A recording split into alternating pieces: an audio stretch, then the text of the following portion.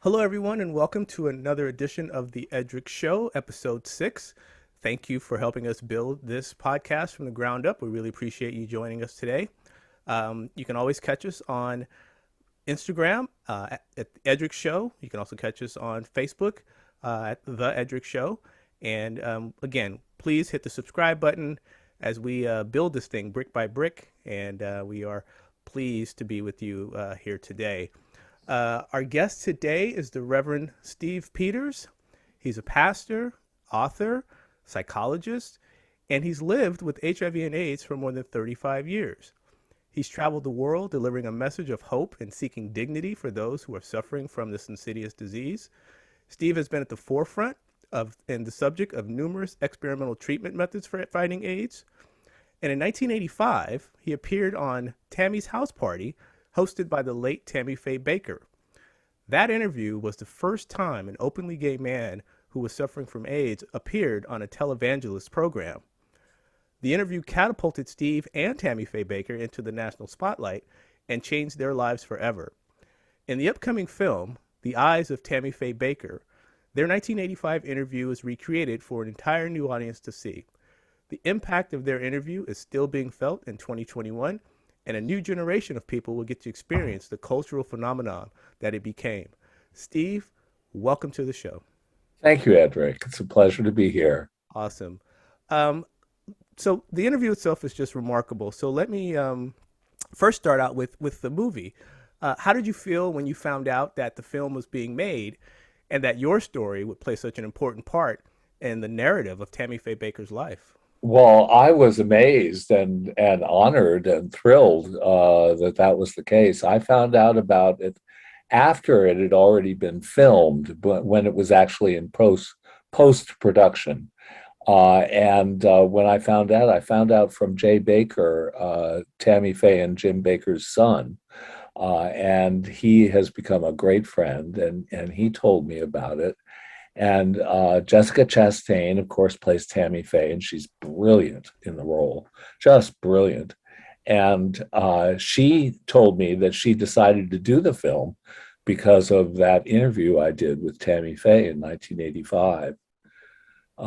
So it was a very exciting thing to find out about, and I'm absolutely delighted. And I thought the film was great. I saw it a few weeks ago, and it will be released in September, on September 17th. In theaters. And Yeah. again, it was such a groundbreaking interview at the time on so many levels. So, how did it come about? Did she or someone from her team reach out to you? Um, uh, how did it get arranged? Basically, given the subject matter and the risk that she was taking having someone on the show, like to Well, tell the she story. wanted to be one. She wanted to be the first televangelist Hmm. to interview a gay man with AIDS on a televangelist show. She was already quite famous by that point. She and Jim Baker were the most successful televangelists and at that point in history. And so she decided she wanted to do this, and they looked all through the East and the South for someone to go on, and they couldn't find anybody. And so willing to go on the show. And so she actually contacted her team contacted the executive director at AIDS Atlanta, the AIDS Project in Atlanta, Ken South, and he referred them to me. And so I heard first from her producer. And they were going to fly me to Charlotte to be interviewed in person there in the studio with her. But they apparently were afraid that I would not be treated well as a gay man with AIDS by the Heritage Village staff, and that maybe even the crew that worked the show would not work if I were in the studio.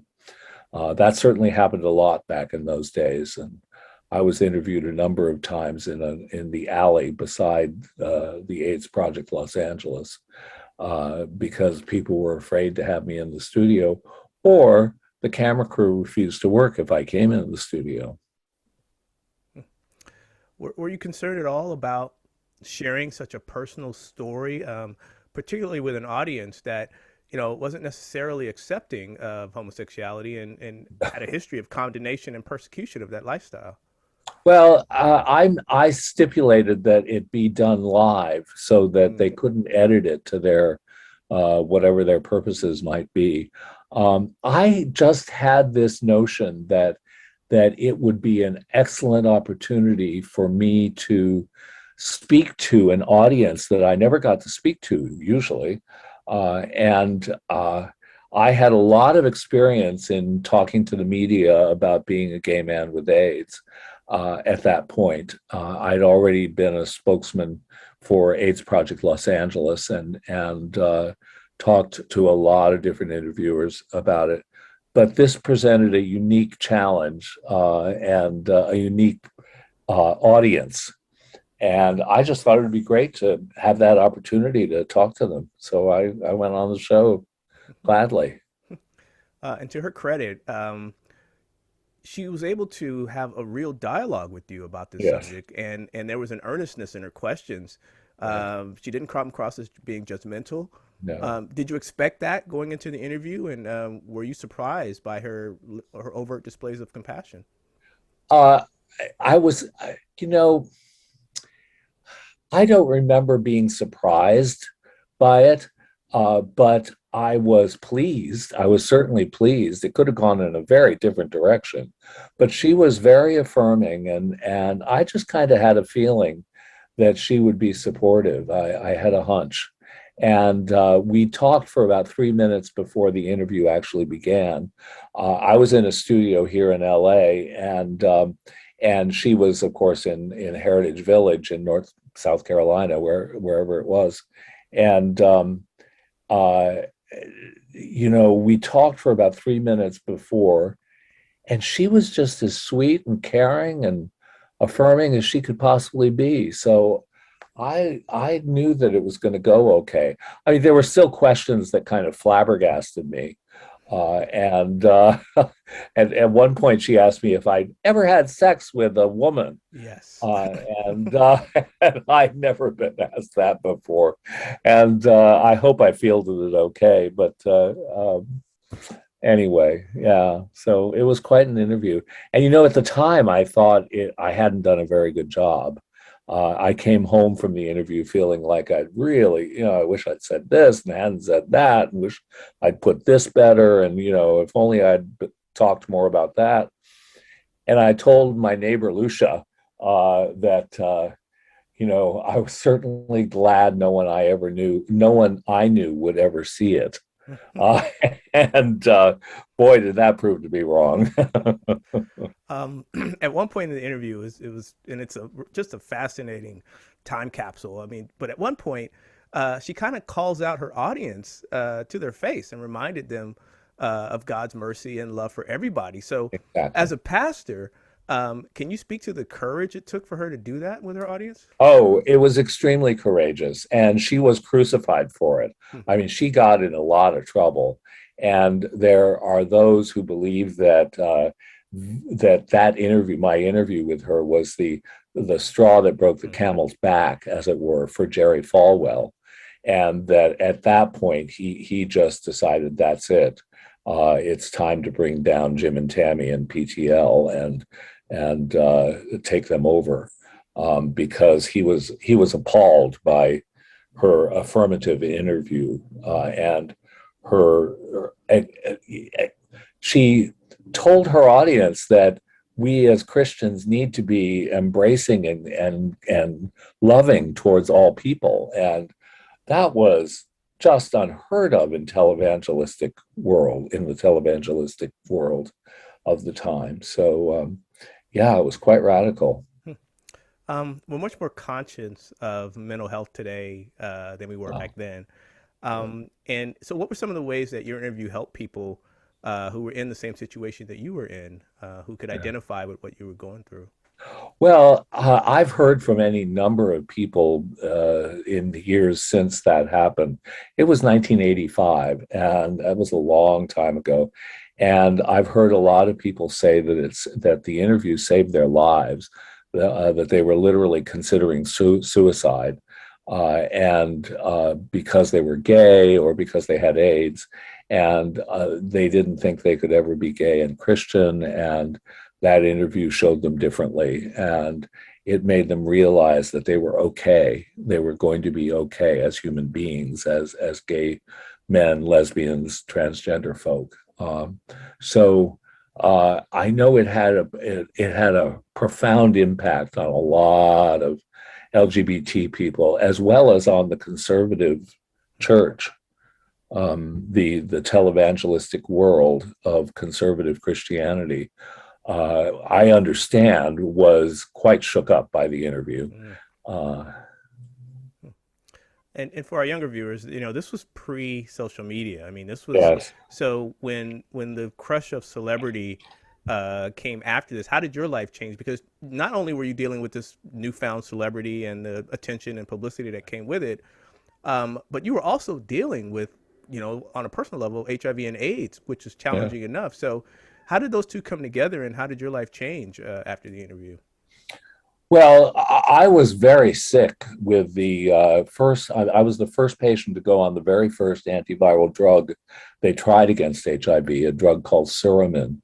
And I had been diagnosed previously with stage 4 lymphoma and Kaposi sarcoma, in addition to full-blown AIDS. And when I went on this drug, within 6 weeks, all of my KS lesions disappeared and my lymphoma went into complete remission. But the drug was extraordinarily toxic and killed a number of the people who took it. And everybody else, except one other, died from the progression of HIV/AIDS in the next year or two. And so I was very sick at the time because the drug nearly killed me too.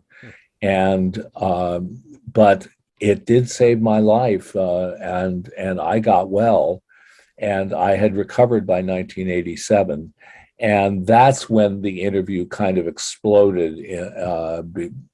Troy Perry, the founder of the Metropolitan Community Churches, a safe denomination for gay and lesbian people, um, he he showed it at the international conference of MCC delegates and clergy, and 1,000 people stood up and cheered. And I started getting invitations to travel the world, and I became the field director of AIDS ministry for the denomination. And everywhere I went, all over the world, they wanted me to bring the Tammy Faye Baker videotape so that I could show it to the church.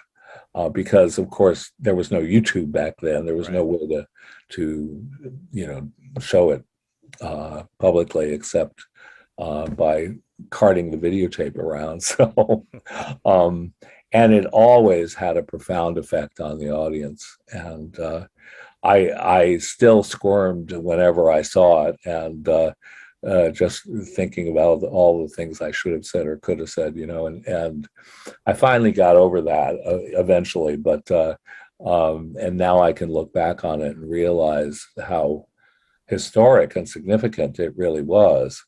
So, I want to shift gears a little bit now and just sure. touch upon you're a pastor, a minister.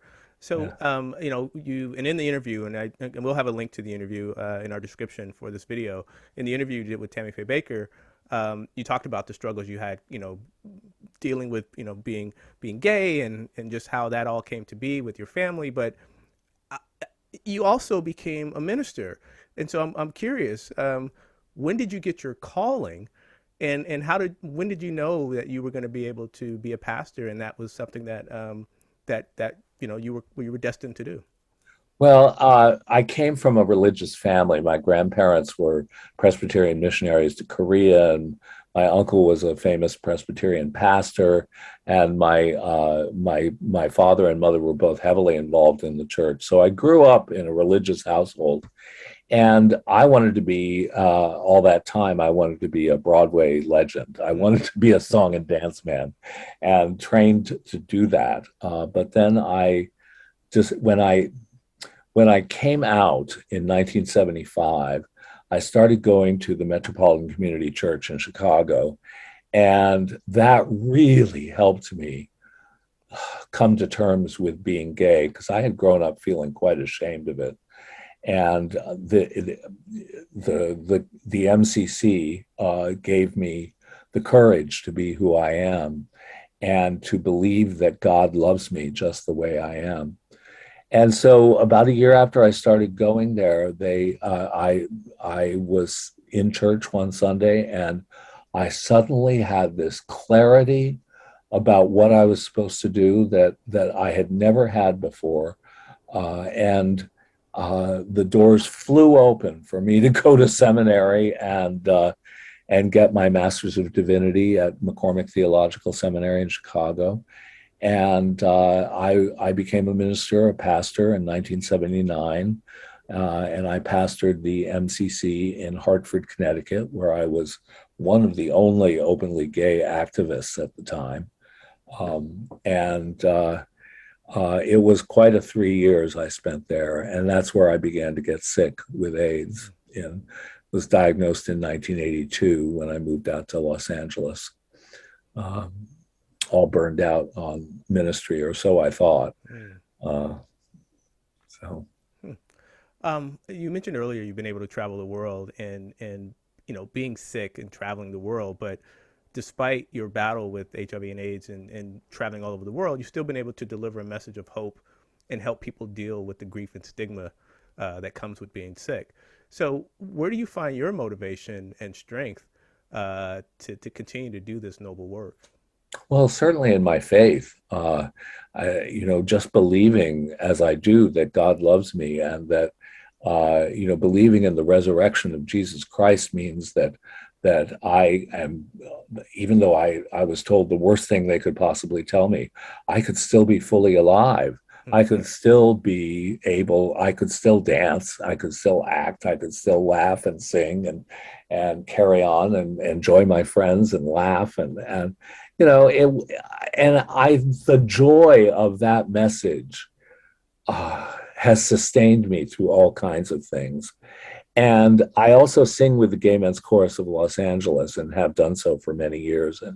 And the when I've been really, really sick, first of all, the Gay Men's Chorus as well as MCC have really been there for me in very important ways. And I have loved them for it. But one of the motivating factors of sustaining through those horrible near-death experiences I had through the years um, was just the desire to get back on stage with my gay brothers and sing. Singing is my joy and my passion, and I love it.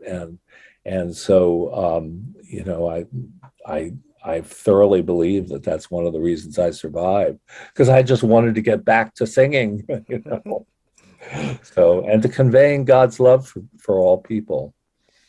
Well, just a remarkable story, and we have a couple minutes left. And so, Yeah. my last question for you is, what advice or encouragement would you give to people who are struggling with HIV and AIDS today, particularly in the context of this COVID pandemic? I mean, I imagine there's complications and things that other folks who are suffering with or dealing with COVID may not have to deal with for someone who's Right, immunocompromised. So, right. how do you navigate those two worlds that are Uh, so intertwined? well, it's scary. It's really scary. I mean, I've known friends who have had the same underlying conditions that I do, i.e., long-term HIV disease, and some of them have died from COVID.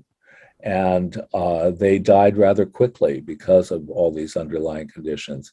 And I've had times of being really afraid, but I believe in what Jesus says: fear not, only believe, only have faith. Don't be afraid, for I am with you. And that has helped sustain me through all of this. And that's the advice I would give to others who are facing HIV and AIDS.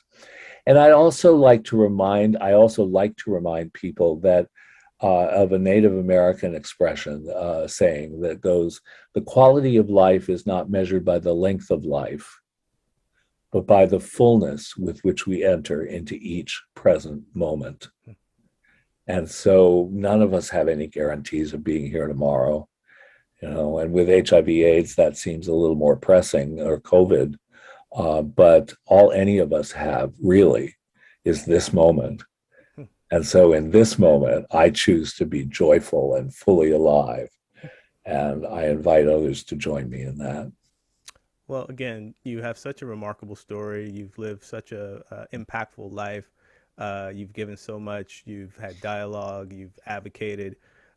You've been at the cultural forefront of a movement, and as it relates to Christianity and homosexuality and people grappling with all that. So, I just want to thank you for taking the time. I know you're very, very busy, and everybody wants to talk to you. And you, I just want to thank you for coming on the Eddrick Show.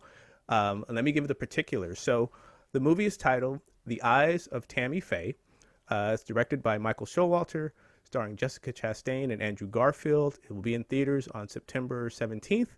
Right. And the world internationally famous interview with Tammy Faye Baker and Reverend Steve Pieters is fictionalized in the movie, but it definitely accounts and takes note of the historical impact it had. So you literally cannot tell the story of Tammy Faye Baker without telling the story of Steve Pieters. So, Steve, thank you so much again for coming on the Eddrick Show. I really appreciate it. And please, please stay safe. You're welcome. Thank you, Eddrick. I really appreciate this opportunity. You're very Thanks. welcome. This is the Eddrick Show. I'm your host, Eddrick Jerome. Thanks for tuning in. Don't forget, hit the subscribe button as we grow this thing from the ground up. Check us out on Instagram at Eddrick Show, also on Facebook at The Eddrick Show. Appreciate it, and we'll talk to you again.